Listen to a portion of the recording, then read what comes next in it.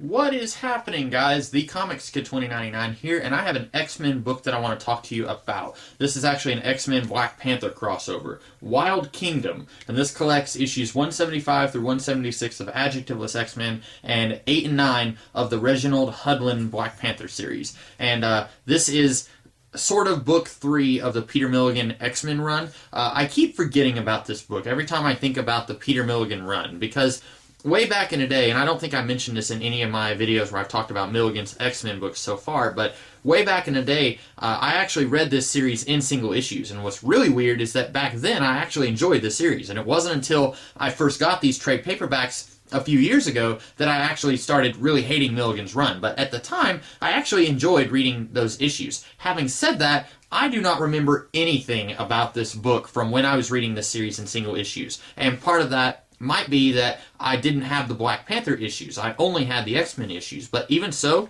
I don't remember anything from this story at all from when I was reading this series. And then I got the trade paperback and read it, and this is probably the second time that I've read this trade. And this is not a great story, but unlike the first two stories in Milligan's run, I'm at least a little bit willing to forgive this because this really feels like it was editorially mandated. Around this time, Marvel wanted Storm and Black Panther to get married for some reason, and so there was a few different X-Men stories that were kind of leading up to that, and this was one of them. The other one happened in Claremont's X-Men run, I believe, Uncanny X-Men. There was a story where she was deciding that she was going to get married. In this, she's getting reacquainted with Black Panther for the first time in a while, and it's really weird because Storm was not part of this X-Men team. There's some stuff going on in Africa, not even something that really needs Storm's attention, but because it's happening in Africa, Storm says, I'm going with you whether you want to or not, and I'm also going to do whatever I want, and you're not going to tell me what to do, even though this is your team, and I shouldn't even be with you on this expedition. And Storm is my favorite X-Man, but she got on my nerves a lot in this book, probably because very few people can actually write Storm well. I'd say less than 5 people have been able to write a really good Storm, but that's neither here nor there. So basically the plot of this is there's a mad scientist. He was one of the guys who was responsible for kind of making the mutates in Genosha, I don't know how to pronounce it, making the mutates more docile in Genosha. And he is here in an African country trying to create these mutant crocodiles who are going around eating people. And that's kind of what initially brings the X-Men to this country. And then also the Red Ghost, who is an old Fantastic Four villain, who he has apes who help him. And originally, the apes, I believe, they all had similar powers to the Fantastic Four, if I'm not mistaken, because I do believe the Red Ghost, he had the same origin as the Fantastic Four. He had gone into space and was affected by cosmic rays, and I think the apes were superpowered. But he's here along with his apes, and then Dragon Man shows up out of nowhere. Dragon Man is an old Avengers villain, I think, or maybe a Fantastic Four villain. I know that in the Matt Fraction Fantastic Four comics, Dragon Man was part of the Future Foundation, so maybe Dragon Man's a Fantastic Four character. But basically, the X-Men and the Black Panther team up to defeat this mad scientist and the Red Ghost. That's the story. There's not a lot of story here. What story there is really goofy and doesn't make a whole heck of a lot of sense, but like I said, I'm not going to blame all of this on Peter Milligan's terrible writing because this really felt like Marvel said to him, hey, you need to lead up to the Storm Black Panther wedding, so you're going to have a crossover with Reginald Hudlin's Black Panther series. And Milligan's like, okay, I guess I will.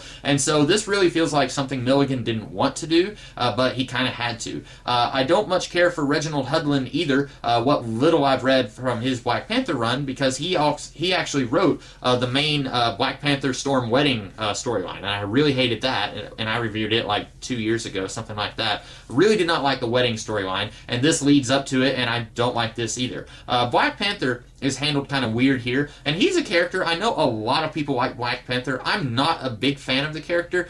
He shows up here and is a total butthead to all of the X-Men, even Storm. And this book wants us to think that these two are like old friends, but every time they're on screen together, they are just at each other's throats, like not getting along at all, and then on one of the last pages, she makes out with him, and it's like, where did this come from? She's been really mad at him this whole book, and suddenly she kisses him. It's kind of strange. But this kind of reminds me of how every time Captain America and the Fantastic Four, or not the Fantastic Four, every time Captain America and the X-Men are on screen together, it always seems like Captain America is kind of being a jerk to the X-Men and kind of has this holier-than-thou attitude. That's kind of what I'm getting from Black Panther here. Although I don't get that all the time with Black Panther. I don't get that sensation from him every time I see him on screen, maybe because he doesn't share screen time with the X-Men as much as Captain America seems to. But I kind of get that same feeling here, where if you're an X-Men fan and if you like the X-Men and then you read the story, you're not going to like the Black Panther because he's just not a nice dude. He's kind of arrogant and thinks that he knows what he's doing, and he makes just as many mistakes here as the X-Men do, and yet he's acting like the X-Men are rank amateurs who don't even need to be here. And maybe they don't. I mean, it's mutant crocodiles, yes, but just about any superhero could have gone and beat up some crocodiles. It really didn't need this squad of X-Men. But overall, I would say, if for some reason you want to read Peter Milligan's run of X-Men comics, which I would not recommend doing that, but if you do want to read his run, I would say you can very easily skip this book, because even in terms of Peter Milligan's run, this is an extremely skippable story. It doesn't add a whole lot of anything to any of the plots that Milligan has been working with so far. There's like one panel on one page, where Gambit is trying to smooth things over with Rogue because of what happened in the bizarre love triangle storyline. But other than that, this is kind of just okay, we're going to take a little intermission from what's going on in Milligan's X-Men run, and we're going to do this crossover because Marvel wants us to, and then we're going to get back to doing what we want to do,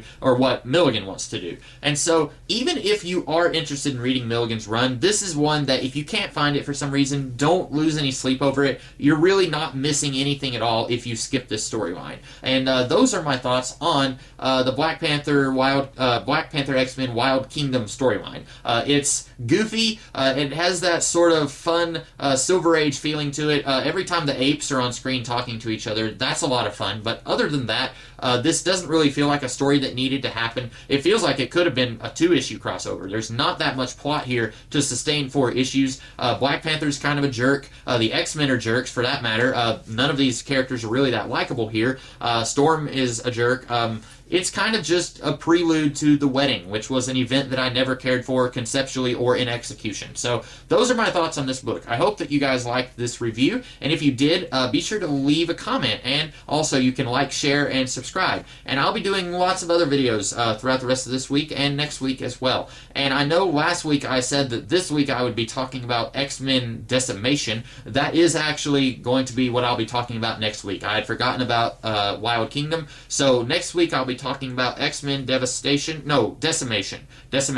which is the aftermath of House of M concerning these characters. So look forward to that next Monday. So I will see you guys in the future. Have a great rest of the day. Catch you later.